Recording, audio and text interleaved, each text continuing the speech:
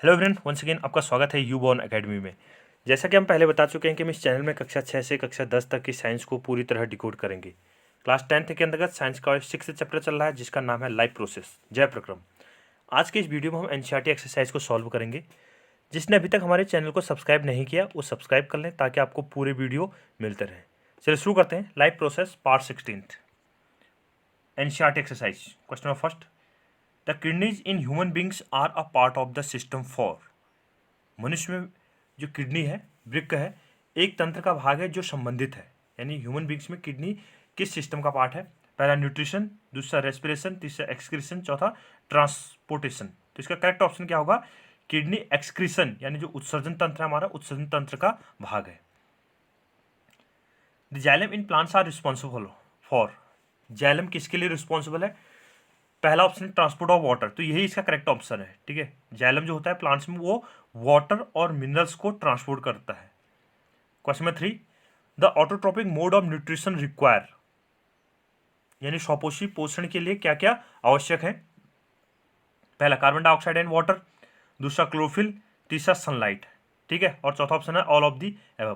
तो इसका correct option क्या होगा? All of the above. यानी जो ऑटोट्रोपिक होते हैं, फोटोसिंथेसिस की प्रोसेस होती है, तो फोटोसिंथेसिस की प्रोसेस के लिए क्या क्या रिक्वायरमेंट है? कार्बन डाइऑक्साइड भी रिक्वायर्ड है, वाटर भी रिक्वायर्ड है, क्लोरोफिल भी रिक्वायर्ड है और सनलाइट भी रिक्वायर्ड होगा। तभी जो पेड़ पौधे होते हैं स्वपोषी होने के स्वपोषी कहलाते हैं और अपना भोजन स्वयं बनाते हैं। Question number 4, the breakdown of pyruvate to give carbon dioxide, water and energy takes place in. ठीक है, पायरुवेट आपने नाम सुना होगा। ग्लूकोज टूटता है तो साइटोप्लाज्म में पायरुवेट में टूटता है। ठीक है, तो पायरुवेट के विखंडन से यह कार्बन डाइऑक्साइड, वाटर और एनर्जी देता है। यह कौन सी प्रोसेस कहलाती है? Cytoplasm, mitochondria, chloroplast, nucleus. ठीक है, तो इसका करेक्ट ऑप्शन क्या होगा? माइटोकॉन्ड्रिया। यानी ग्लूकोज पहले साइटोप्लाज्म में पायरुवेट में टूटता है, पायरुवेट की उसके बाद क्या होता है? माइटोकॉन्ड्रिया के अंतर्गत कंप्लीट जो ऑक्सीडेशन होता है उसमें एनर्जी निकलती है, कार्बन डाइऑक्साइड निकलता है और वाटर निकलता है। Question number 5, how are fats digested in our bodies, where does this process takes place. हमारे शरीर में वसा, ठीक है, फैट को क्या बोलते हैं? वसा। तो हमारे शरीर में वसन का पाचन कैसे होता है और यह प्रक्रम कहाँ होता है?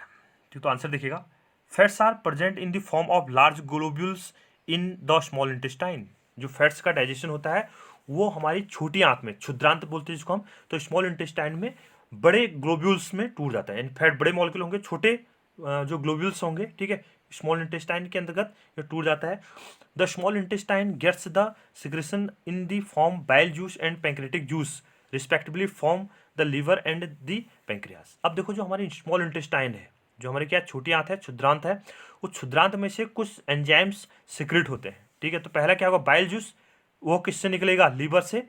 और दूसरा पैंक्रेटिक जूस, ठीक है, अग्न्याशयी रस, तो वो किससे निकलेगा? पैंक्रियास से। नाम से पता चल रहा है, बाइल जूस लीवर और पैंक्रेटिक जूस पैंक्रियास। तो ये जो जूस है, ठीक है, बाइल जूस और जो पैंक्रेटिक जूस होगा, ये सिक्रेट होने के बाद, वहाँ से निकलने के बाद, इनका श्रवण होने के बाद, यह जो फैट है उनके डाइजेशन में हेल्प करता है। The bile salts from the liver break down the large fat globules into smaller so that the pancreatic enzymes can easily act on them.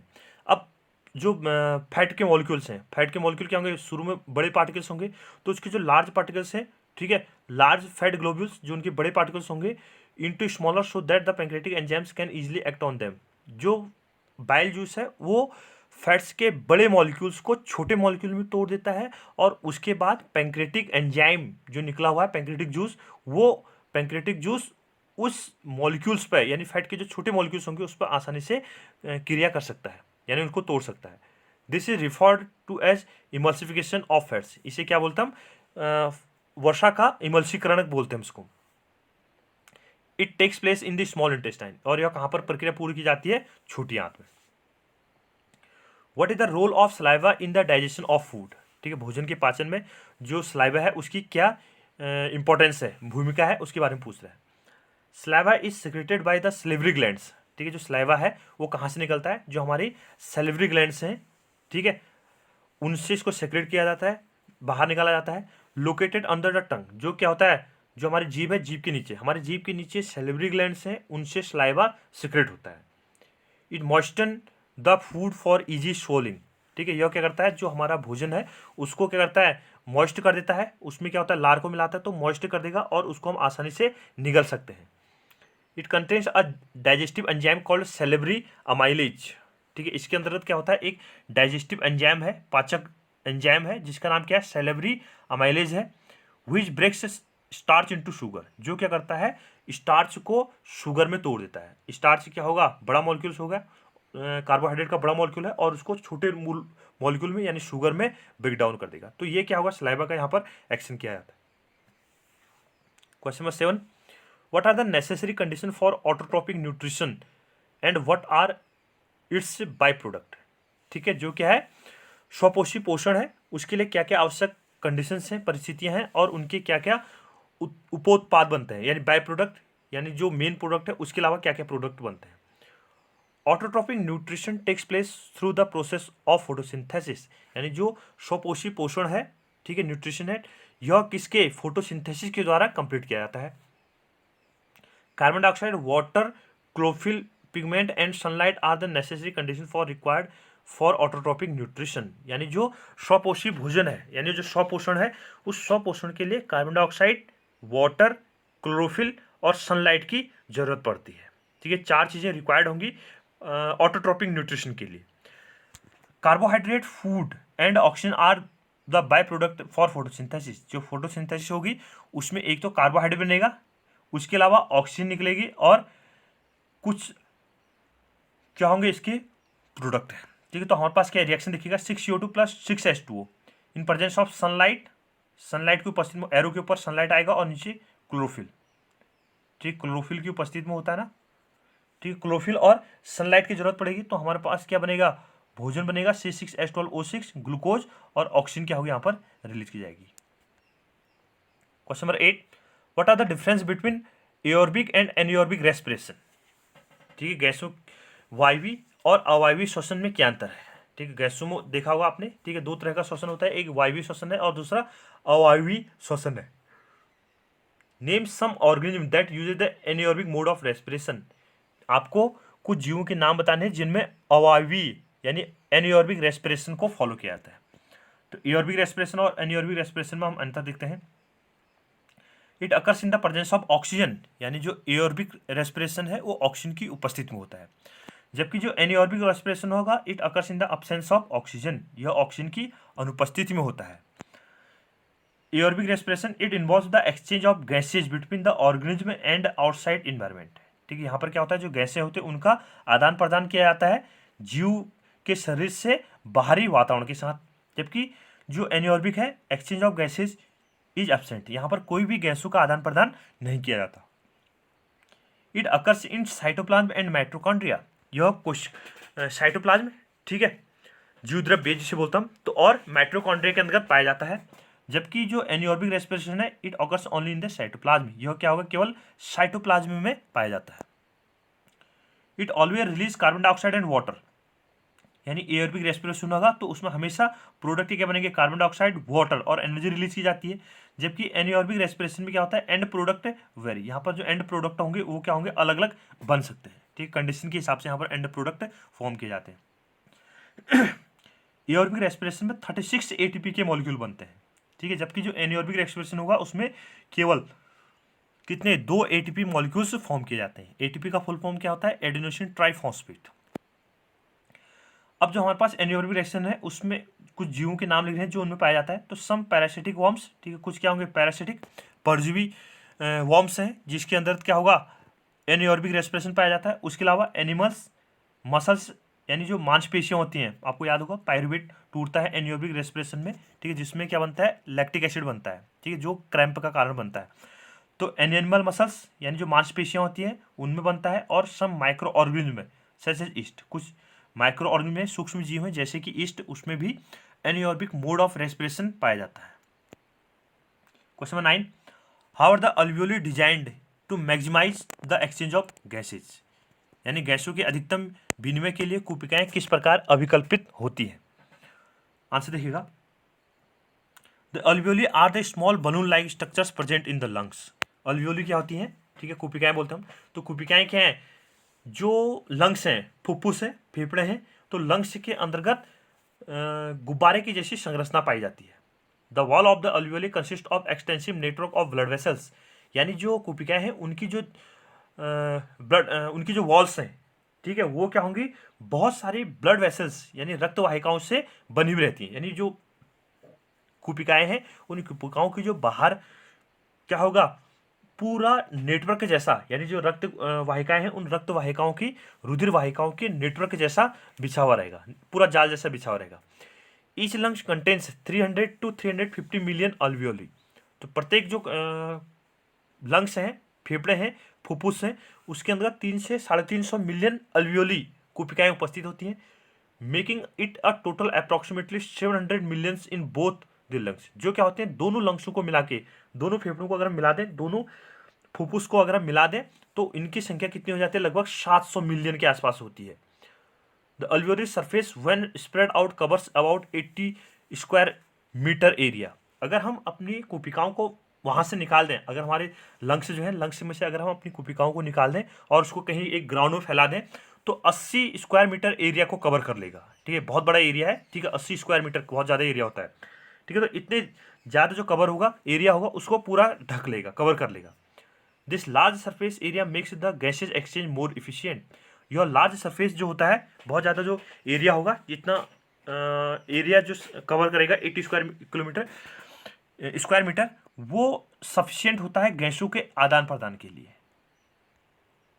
Question number 10, what would be the consequences of a deficiency of haemoglobin in our bodies. हमारे शरीर में haemoglobin की कमी के क्या परिणाम हो सकते हैं। देखिएगा, haemoglobin is the respiratory pigment that transport oxygen to the body cells for cellular respiration.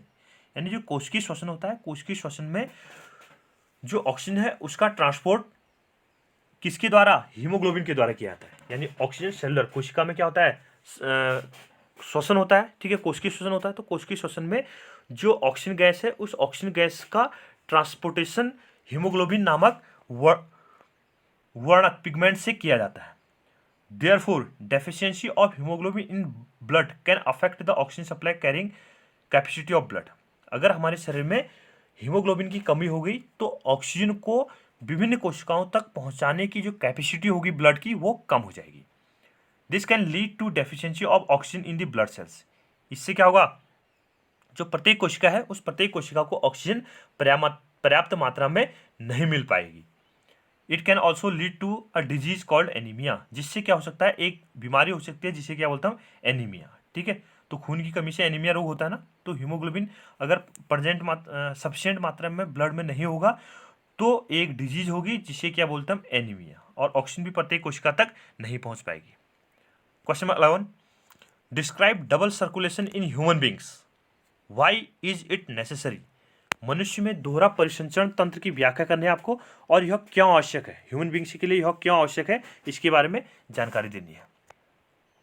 Answer देखिएगा, the human heart is divided into 4 chambers, the right atrium, the right ventricle, the left atrium and the left ventricle. ठीक है, मनुष्य का जो हृदय है वो 4 कोष्ठी है। क्या क्या, right atrium, right ventricle, left atrium and left ventricle. ठीक है, तो ये ह्यूमन का क्या है, हार्ट है, जो 4 चैम्बर्ड है। ठीक है, याद रखिएगा, हम पहले बता चुके हैं, जो मनुष्य का हृदय है वो 4 कोष्ठी है। ठीक है, मनुष्य का हृदय कितना होता है, 4 कोष्ठी पॉसिबल है। ठीक है, क्या क्या नाम है उनके, राइट ऑट्रियम, ठीक है, राइट ऑट्रियम को क्या बोलेंगे हम, दायां निलय, और दायां अलिंद, राइट ऑट्रियम दायां अलिंद, और राइट वेंट्रिकल दायां निलय। दूसरा नाम क्या है, लेफ्ट ऑट्रियम बायां अलिंद, और दूसरा क्या है, लेफ्ट वेंट्रिकल बायां निलय। Flow of blood in the heart. ठीक है, मनुष्य के हृदय में कैसे रक्त प्रवाहित किया जाता है, तो उसके बारे में देख रहे हैं हम।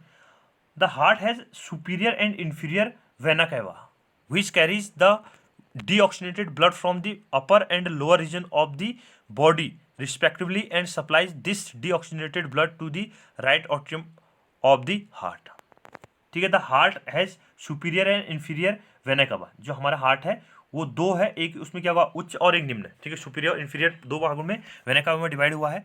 Which carries deoxygenated blood from the upper and lower region of the body. जो क्या करता है हमारे शरीर से डीऑक्सीजनेटेड जो ब्लड होगा, विऑक्सीनीकृत जो रक्त होगा, उसको ऊपर और नीचे के जो भाग हैं उनमें पहुंचा दिया जाता है। This deoxygenated blood to the right atrium of the heart, ठीक है। फिर उसके बाद इसको दायां अलिंद में पहुंचा दिया जाता है। फिर उसके बाद क्या होगा, आगे सर्कुलेट होगा, फिर उसके बाद वापस शुद्ध करने के लिए भेज देगा।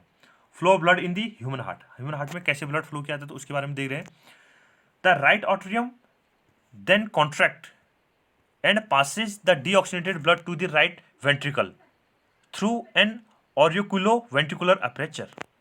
हमारे शरीर में क्या होता है, the right atrium then contract, जो हमारा दायां अलिंद है वो क्या होता है, कॉन्ट्रैक्ट होता है, और डीऑक्सीजनेटेड जो ब्लड होता है यानी हमारे शरीर में जो विऑक्सीजनित रुधिर होगा उसको राइट वेंट्रिकल यानी दाएं नीला में भेज दिया जाएगा थ्रू एन ऑरिक्यूलोवेंट्रिकुलर एपर्चर, ठीक है। यहाँ पर क्या होगा, ऑरिक्यूलो जो हमारा बीच मतलब जो हमारा दायां अलिंद और दायां नीला है, यानी जो हमारा क्या है राइट ऑट्रियम और जो राइट वेंट्रिकल है उनके बीच का जो पार्ट होगा उनके द्वारा उसको आगे सप्लाई किया जाता है। Then the right ventricle contract and passes the deoxygenated blood into the two pulmonary arteries. उसके बाद क्या होता है, जो दायां नीला है वेंट्रिकल है वो क्या होता है, कॉन्ट्रैक्ट होता है, उसमें संकुचन होता है, और ब्लड को जो डीऑक्सीजनेटेड ब्लड है, बीऑक्सीजनेटेड जो ब्लड होगा उसको लंग्स के लिए पल्मोनरी आर्टरीज में भेज दिया into the two pulmonary artery, ठीक है, जिसको कहाँ भेजा जाता है, दो जो पल्मोनरी आर्टरी है उसमें सप्लाई किया जाता है। उसके बाद which pumps it to the lungs where the blood becomes oxygenated. उसके बाद जो पल्मोनरी आर्टरी होगी वो पल्मोनरी आर्टरी मतलब फुफ्फुस धमनियां बोलते हैं जिसको हम, ठीक है। तो फुफ्फुस धमनियों के थ्रू उसको आगे कहाँ भेजा जाएगा, लंग्स में भेज दिया जाएगा, और जिसके द्वारा वहां पर उसको ऑक्सीजनीकृत कर दिया जाएगा। From the lungs the pulmonary veins transported the oxygenated blood to the left atrium of the heart. उसके बाद क्या होगा, देखो सबसे पहले क्या था, राइट वेंट्रिकल में देखो लेफ्ट आर्टरियम आया, लेफ्ट आर्टरियम के बाद उसको राइट वेंट्रिकल में भेज दिया, राइट वेंट्रिकल कॉन्ट्रैक्ट हुआ, उस ब्लड को किस में भेज दिया गया, डीऑक्सीजनेटेड जो ब्लड था यानी विऑक्सीजनेटेड जो ब्लड था, डीऑक्सीजनेटेड ब्लड को पल्मोनरी आर्टरी में भेज दिया गया। पल्मोनरी आर्टरी के द्वारा उस ब्लड को कहाँ भेज दिया गया, लंग्स में भेज दिया गया। लंग्स के द्वारा उसको फिर क्या कर दिया गया, ऑक्सीजनेटेड ब्लड में कन्वर्ट कर दिया गया। उस ऑक्सीजनेटेड ब्लड को from the lungs the pulmonary veins transport the oxygenated blood to the left atrium of the heart. उसके बाद जो लंग्स हैं उस लंग्स ने पल्मोनरी वेन्स के थ्रू यानी फुफ्फुस जो शिराएं होती हैं, ठीक है, पल्मोनरी जो वेन्स है उसके द्वारा उस ऑक्सीजनीकृत ब्लड को लेफ्ट आर्टरियम में सप्लाई कर दिया गया, यानी हमारे जो लेफ्ट आर्टरियम है उसको सप्लाई करके हृदय में पहुंचा गया, यानी जो बायां अलिंद होगा बायां अलिंद में पहुंचा दिया गया। Then the left atrium contract and through the auriculoventricular aperture the oxygenated blood enters to the left ventricle. उसके बाद क्या होगा, जो जब ब्लड लेफ्ट आर्टरी में पहुंच जाएगा, ठीक है, बायां अलिंद में पहुंच जाएगा तो बायां अलिंद क्या होगा, कॉन्ट्रैक्ट होगा, थोड़ा सा सिकुड़न आएगा, और उसके बाद ऑरिक्यूलो वेंट्रिकुलर अपर्चर के द्वारा इस ऑक्सीजनीकृत रक्त को वेंट्रिकल यानी जो लेफ्ट वेंट्रिकल है बायां नीला है उसमें सप्लाई कर दिया जाएगा। Then the blood passes to aorta from the left ventricle, ठीक है। उसके बाद क्या होगा, जो लेफ्ट वेंट्रिकल है बायां अलिंद है उसके द्वारा उसको विभाजिका अरोटा जो होगा उसमें सप्लाई किया जाएगा।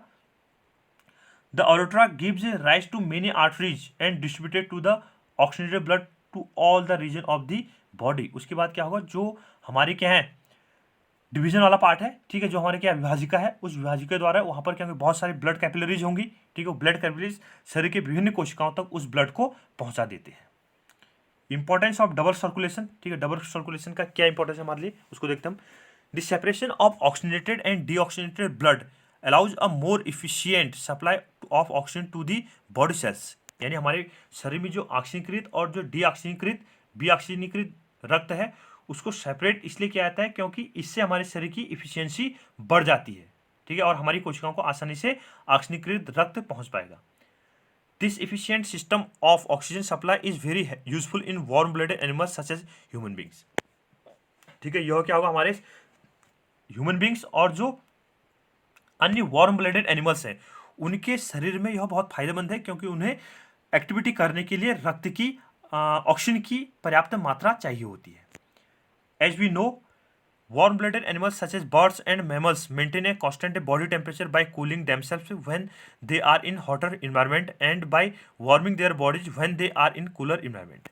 देखो जो वार्म ब्लडेड एनिमल्स हैं, ठीक है, जो क्या है गर्म वार्म ब्लडेड एनिमल्स होते हैं, गर्म खून वाले। गर्म खून का मतलब क्या होता है, जिसमें 4 चैम्बर्ड हार्ट है, ठीक है, तो उनके शरीर में ऊर्जा की आवश्यकता और ऊर्जा की आवश्यकता चाहिए होती है लगातार। वह यह ऊर्जा देखो अब उनको क्या करता है, ये ठंडे इन्वायरमेंट में, मतलब क्या होगा, टेम्परेचर बाहर का कम होगा, बाहर का टेम्परेचर कम होगा तो उनकी बॉडी को वार्म करने में हेल्प करेगा, गर्म करने में हेल्प करेगा, और बाहर का टेम्परेचर गर्म होगा तो उनके शरीर को अपने आप ठंडा करने में ये हेल्प करेगा।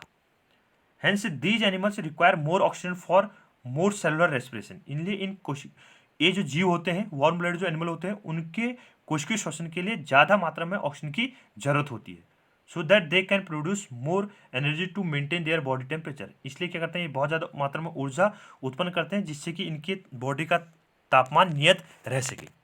10 the circulatory system of human is more efficient because of the double circulatory heart. ठीक है, इसलिए मनुष्य के हृदय द्विकोष्ठी होने में, डबल सर्कुलेटरी दोहरा परिसंचरण होने से मनुष्य की जो इफिशियंसी है, ठीक है, ह्यूमन बींग्स की जो इफिशियंसी है वह बढ़ जाती है। Question number 12, what are the difference between the transport of materials in xylem and phloem. ठीक है, जाइलम और फ्लोएम में पदार्थों के वहन में क्या डिफरेंस है वो आपको बताना है। Xylem tissues help in the transport of water and minerals. Xylem कोशिकाएं क्या करती हैं, वाटर और मिनरल को ट्रांसपोर्ट करने में हेल्प करती हैं। जबकि जो फ्लोएम है, phloem tissues help in the transport of food. Phloem क्या करेगा, भोजन को ट्रांसपोर्ट करने में सहायता प्रदान करेगा। Water is transported upwards from the root of all the plants part. ठीक है, वाटर क्या होगा, ऊपर की तरफ, ठीक है, जाइलम के द्वारा वाटर ऊपर की तरफ ट्रांसपोर्ट किया जाता है, परिवहन किया जाता है जड़ों से पानी को, यानी जड़ों से पानी को अवशोषित करके पेड़ पौधों द्वारा उस पानी को पेड़ पौधों के विभिन्न भागों तक, पत्तियां होगी, टहनियां होगी, वहां तक उसको ट्रांसपोर्ट किया जाता है। फ्लोएम का क्या काम है, food is transported in both upward and downward direction. यानी जो फ्लोएम है, फ्लोएम पेड़ पौधों की पत्तियों ने भोजन बनाया तो पत्तियों के बनाया हुआ भोजन को फ्लोएम क्या करता है, पेड़ पौधों के दोनों तरफ, ऊपर की तरफ भी और नीचे की तरफ क्या करता है, उसको परिवहन कराता है। ट्रांसपोर्ट में जाइलम का देखिएगा, transport in xylem occurs with the help of simple physical forces such as transpiration pull. ठीक है, यहाँ पर क्या होता है, जो जाइलम है उसमें जो पानी को ऊपर की तरफ खींचा जाता है वो केवल फिजिकल फोर्स, भौतिक बल के द्वारा खींचा जाता है, जिसे हम ट्रांसपिरेशन पुल कहते हैं। ठीक है, यानी क्या बोलेंगे उसको हम, वाष्पोत्सर्जन के द्वारा उस पानी को ऊपर की तरफ खींचना। जबकि फ्लोएम में क्या होगा, transport of food in phloem requires energy in the form of ATP. यानी जब फ्लोएम के द्वारा भोजन को ट्रांसपोर्ट किया जाएगा तो वहां पर एनर्जी की आवश्यकता होती है, जो कि हमें एटीपी के रूप में प्राप्त की जाती है। Question number 13, compare the functioning of alveoli in the lungs and nephrons in the kidneys with respect to their structures and functions. ठीक है, फुफ्फुस में कुपिकाओं की तथा वृक्क में वृक्काणु नेफ्रॉन की रचना तथा क्रियाविधि की आपको क्या करना है, तुलना करनी है, डिफरेंस करना है उसमें। ठीक है, तो अल्वियोली एंड नेफ्रॉन्स, अल्वियोली को पहले हम स्ट्रक्चर के बेस पे देखते हैं और नेफ्रॉन को भी स्ट्रक्चर के बेस पे देखते हैं। Alveoli are the tiny balloon like structures present inside the lungs. ठीक है, यानी जो अल्वियोली है, कुपिकाएं हैं, वो गुब्बारे की जैसी संरचना होती हैं जो कि लंग्स, जो क्या है, फुफ्फुस है, उसके अंदर पाई जाती है। नेफ्रॉन की बात करें स्ट्रक्चर के बेस पे, तो nephrons are the tubular structure present inside the kidney. Nephron क्या अपने आप में, वृक्काणु जिसे बोलते हम, तो नेफ्रॉन क्या होंगे, अपने आप में छोटी ट्यूब लाइक संरचना है जो कि किडनी के अंदर पाई जाती है। The wall of the alveoli are 1 cell thick and it contains an extensive network of blood capillaries. यानी जो अल्वियोली है, ठीक है, जो क्या है, कुपिकाएं हैं, उन कुपिकाओं की जो वॉल होती है वो थोड़ा सा मोटी होती है और उसमें उसकी जो वॉल्स हैं उसमें ब्लड कैपिलरीज, यानी जो रक्त वाहिका होती है उसकी बहुत सारा जाल जैसा बिछा हुआ रहता है।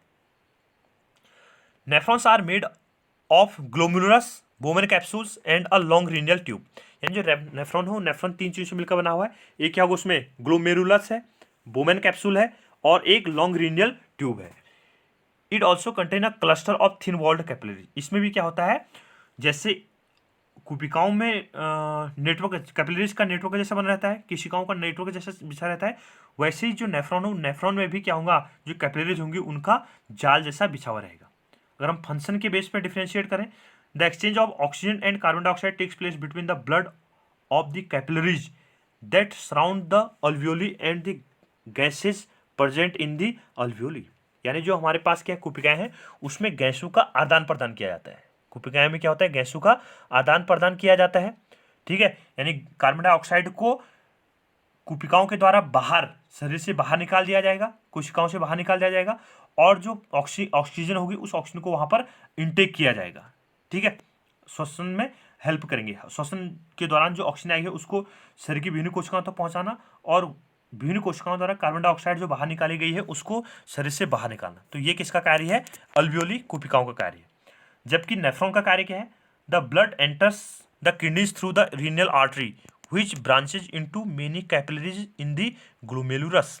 यानी जो ब्लड है वो ब्लड किसके थ्रू, रीनल आर्टरी के थ्रू क्या होता है, एंटर करता है, ठीक है। किसमें, कैपिलरी इन द ग्लोमेरुलस, ठीक, ग्लोमेरुलस के थ्रू।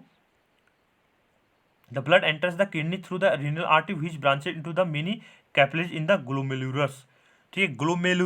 ग्लोमेरुलस में क्या होता है, बहुत सारी क्या है, कैपिलरीज हैं, उनके थ्रू जो ब्लड है वो रीनल आर्टरी में एंटर करता है। The water and solute are transferred to the nephron at Bowman capsule. जो सॉल्यूट है और जो वाटर है उसको नेफ्रॉन में बोमेन कैप्सूल के द्वारा ट्रांसफर किया जाता है। Then the filtrate move through the proximal tube and then down into the loop of Henle. उसके बाद क्या होता है, फिल्ट्रेट को कहाँ पर, हेनले लूप में सप्लाई किया जाता है। From Henle loops filtrate passes into the distal tube and then to the collecting duct. उसके बाद क्या होता है, हेनले लूप के द्वारा जो फिल्ट्रेट होता है उसको डिस्टल ट्यूब से होते हुए कलेक्टिंग डक्ट में इकट्ठा किया जाता है।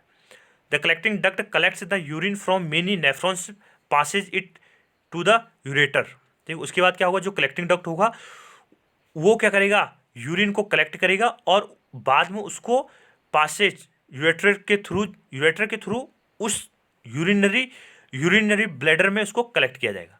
During the flow of filtrate some substances such as glucose, amino acids and water are selectively reabsorb.